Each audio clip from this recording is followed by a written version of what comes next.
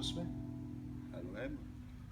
Wir sind hier im St. Hubertus Biergarten. St. Hubertus Biergarten. Warum eigentlich? Warum? Lecker Bier? Lecker Bierchen, lecker Ja. Essen, Ja. schöne Musik. Wann? Wann? Am 3. September? 3.9. Wo nochmal? Im St. Hubertus Biergarten in Kerpen. Ja. Und wer kommt da? Ja, da müssen wir noch drüber reden, aber das mach.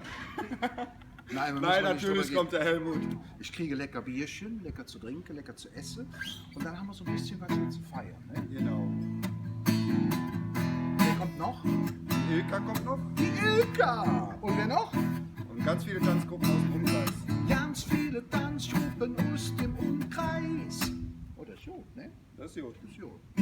Tät noch immer Jodje lang. Tät noch immer Jodje lang. Ja, was gut, wir machen mit. Oder? Natürlich. Also 3.9. kommt, wir freuen uns. Ich bin hier mit ein paar Jungs, mit denen ich Musik mache. Ja, einfach Spaß habt. 3.9. Ab wie viel Uhr? Ab 18 Uhr.